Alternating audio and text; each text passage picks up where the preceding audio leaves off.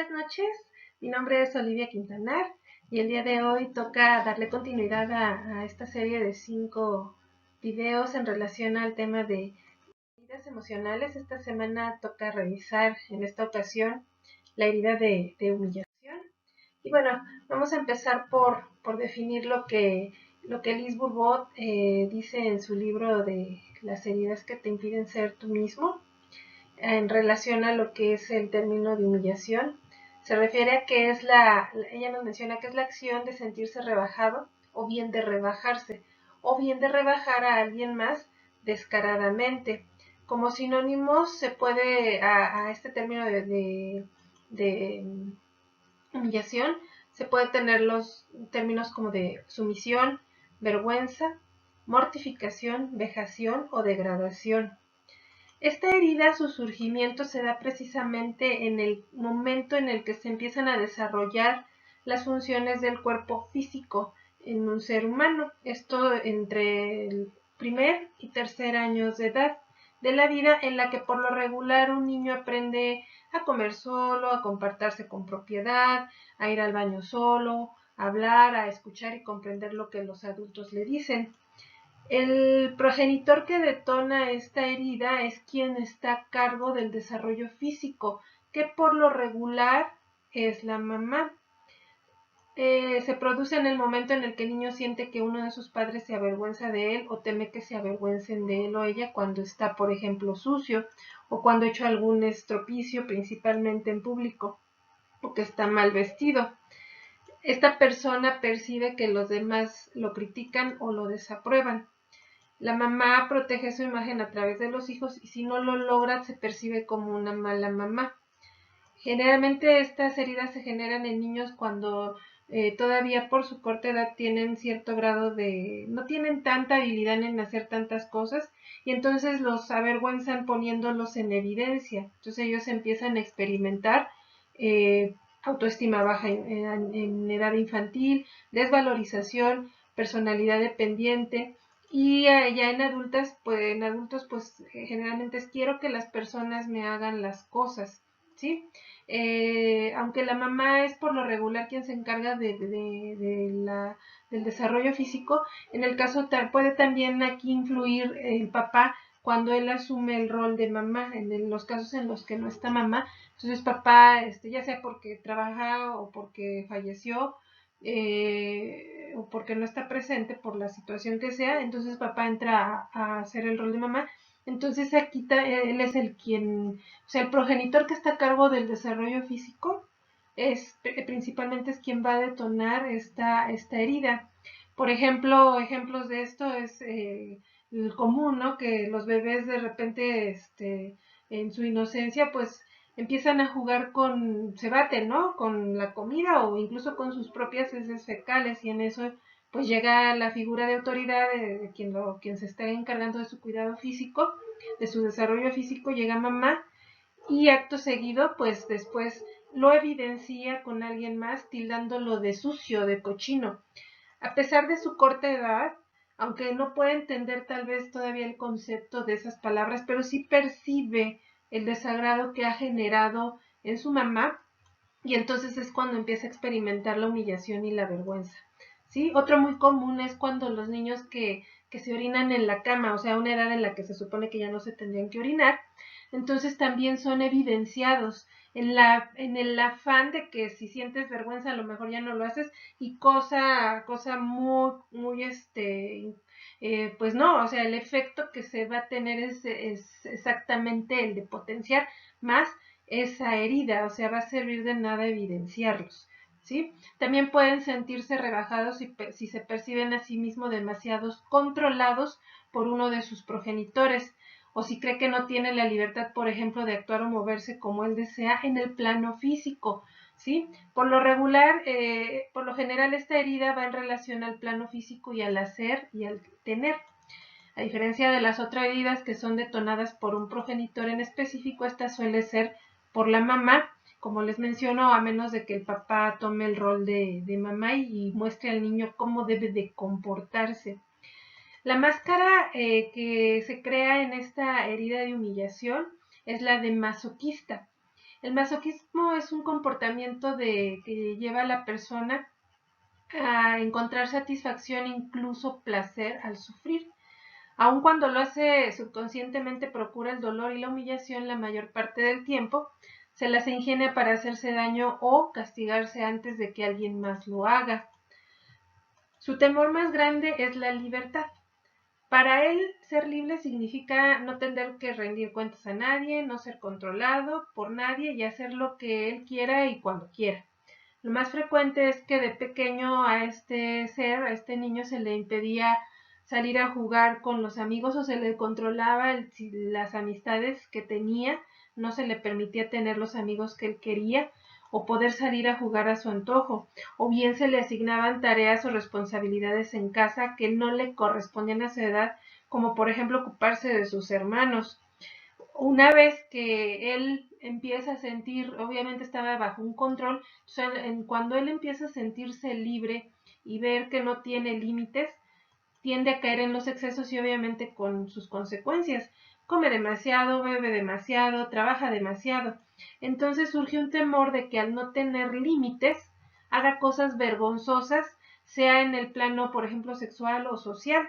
Está convencido de que no sabrá qué hacer si llega a ser libre a su antojo. Entonces por eso su peor miedo es tener libertad. Fue tan controlado que teme tener libertad porque no sabe qué va a hacer. Dentro de su vocabulario es común que, como es especialista en rebajarse a sí mismo, es común que estas personas utilicen palabras en diminutivo. Están presentes en su vida, por ejemplo, ellos hablan mucho de tienes un minutito o tengo una pequeña idea o estoy haciendo una cosita o hice una comidita, o sea, cosas así en pequeñito, ¿sí? Y cuando llegan a usar aumentativos, generalmente lo utilizan para rebajarse y humillarse a ellos mismos. Una frase recurrente que también usan es la de quiero ser feliz, pero curiosamente, como su máscara es la del masoquista, crea lo contrario, o sea, crea situaciones en las que para nada es feliz. Al considerarse a sí mismo una persona como maleducada, desalmada o sucia, o que vale menos que los demás, estas personas dentro de sus características físicas desarrollan un cuerpo grueso, que no es lo mismo que musculoso. El masoquista es grueso a expensas del exceso de grasa que tiene su cuerpo es regordete. Tienden a tener un talle corto, un cuello grueso o convexo, a mostrar tensión en esta área de aquí del cuello, la garganta y la mandíbula, pero también a nivel de pelvis. Su rostro suele ser redondeado y sus ojos son grandes. Y aunque las características físicas son muy evidentes, o sea, el cuerpo no miente, esto es algo bien importante que se repite en cada clase. A estas personas les cuesta mucho y reconocer que han sido humilladas. O sea, esta herida es una de las que cuesta mucho que sea reconocida por la persona, aunque físicamente entra dentro de estas características, o sea, que tiene un cuerpo rollizo, talla corta, sus ojos grandes, inocentes como los de un niño, tienden a no reconocer que han sido humilladas en su vida. ¿Sí? Pasa a veces también que muchas personas que no tienen tal vez el sobrepeso, pero es porque están constantemente controlando su peso. Entonces también por eso les es difícil identificar su máscara de masoquista y por lo tanto la herida de humillación. Y esto lo único que refleja es que por el momento esa herida está oculta o no activa y que más bien están en una herida en la que su máscara es la rigidez, que sería la herida de injusticia. O sea, como hemos visto, podemos tener varias heridas activas a la vez. Estas personas suelen tener una espalda ancha, esto es en su afán de mostrarse firme y de no ser controlado. El masoquista suele cargar mucho sobre su espalda y esa es la razón del tamaño de su espalda para poder llevar más peso. Son personas que tienden a echarse cargas que no le corresponden. Engordan en función del espacio que creen deben ocupar en su vida. Su cuerpo solo refleja la idea de que ellos deben ocupar mucho espacio. En el momento en el que el masoquista se da cuenta que de verdad es especial y que se lo crea, no tendrá y que no tiene que demostrar nada a los demás, obviamente su cuerpo va a reaccionar a eso y tendrá nada que reflejar, es decir, el peso, así como llegó, se va, así es como funciona en el momento en el que la persona se conciencia. Dentro de las características de su carácter, algo que tienen característico estas personas es que con frecuencia se avergüenzan de sí mismos, de otras personas, o temen avergonzarlas. No les gusta ir deprisa. No, el no hacer las cosas deprisa es una característica del masoquista. Le es muy difícil ir con la rapidez necesaria ya que se avergüenza cuando no puede llegar con la misma velocidad que los demás, por eso se toman su tiempo. Fácilmente y frecuentemente se sitúan en situaciones en las que se ocupan de alguien más, olvidándose de sí mismos y a la vez sintiéndose humillado porque abusan de él. Conoce sus necesidades pero las ignora. La madre masoquista tiende a controlar el comportamiento y la apariencia y la forma en que se visten sus hijos y hasta de su pareja. La tipología de esta madre encuadra en que siempre desea que sus hijos sean bien portados desde pequeños y si no lo logra se avergonzará profundamente de sí misma en cuanto a su rol de madre, tiende a valorarse en relación a su buen porte y si no ella es mala mamá. También tiene un aspecto fusional, la persona masoquista tiene un aspecto fusional con su madre, haciendo todo por no avergonzarla inconscientemente, la considera como una enorme carga y de hecho sienten cierto descanso cuando fallecen, pero a la vez culpa por pensar eso. Les es difícil expresar sus necesidades y lo que sienten desde pequeños. No se atreven a hablar por temor a experimentar vergüenza o avergonzar a alguien más. Es común que escuchen el comando de sus padres en relación a lo que deberían de hablar de ciertas situaciones familiares con extraños y que todo o sea, les dicen, es como el refrán, los trapos sucios se lavan en casa y esto no lo debes de decir. O sea, nadie se tiene por qué estar enterando, ¿sí? Entonces, se les inculcan que todo se lo deben de guardar para sí. Todo lo que son las situaciones vergonzosas de la familia deben mantenerse en secreto, por ejemplo, si un familiar está en la cárcel o, por ejemplo, si tiene un familiar homosexual, lo que ellos perciben como vergonzoso en su familia, les hacen, o sea, tienen el comando de guardárselo, todo se lo traen así literal.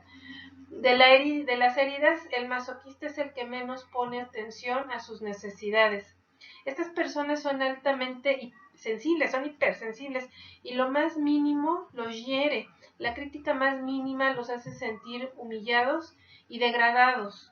Tienden a culparse de todo. Las dificultades que tienen en el ámbito sexual se refiere a que estas vienen dadas por todos los tabús en relación a la misma que les fueron inculcados durante su desarrollo en cuestión de educación sexual. Ajá, la joven, por ejemplo, una joven masoquista va a tener tendencia a controlarse sexualmente para no avergonzar a su mamá. Aprende que el sexo es desagradable. Un adolescente masoquista también se siente controlado.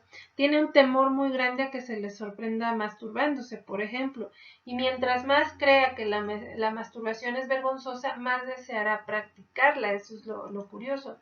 Mientras más se piense que el sexo es pecaminoso y vergonzoso, la persona va a traer hostigamiento e incluso abuso sexual durante la infancia y adolescencia y su vergüenza será tal que no se atreverá a hablar de ello con nadie, lo va a tener muy escondido en ese afán de lo que todos los tabús que recibió de pequeño, pues obviamente se va a sentir humillado y avergonzado.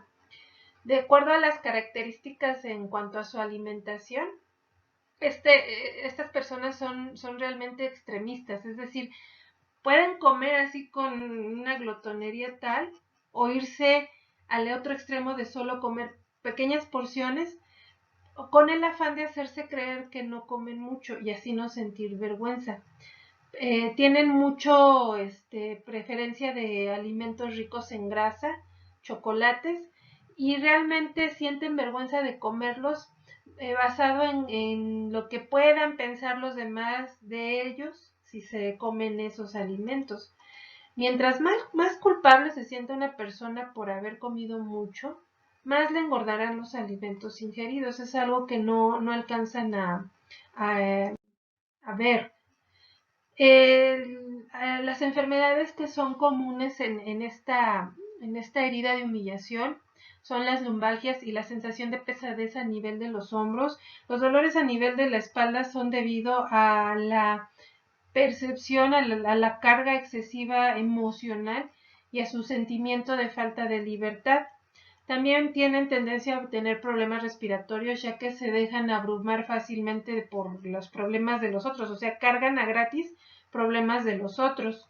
Tienden a tener problemas a nivel de sus piernas y pies, como varices, esguinces, incluso fracturas, ya que debido a su temor a no poder moverse, tienden a traer problemas físicos que realmente les impiden movilizarse. A nivel de la garganta tienden a presentar faringitis, laringitis, y esto va en relación a que tienen la creencia de que se deben de quedar callados, de que retienen mucho tiempo lo que tienen que decir, especialmente lo que quieren pedir para ellos. Son susceptibles de afecciones cardíacas porque realmente no se aman lo suficiente. No creen tener la importancia suficiente como para agradarse, y entonces estas personas pues tienen tendencia a tener problemas cardíacos. Y bueno, en general son los datos de la herida de humillación.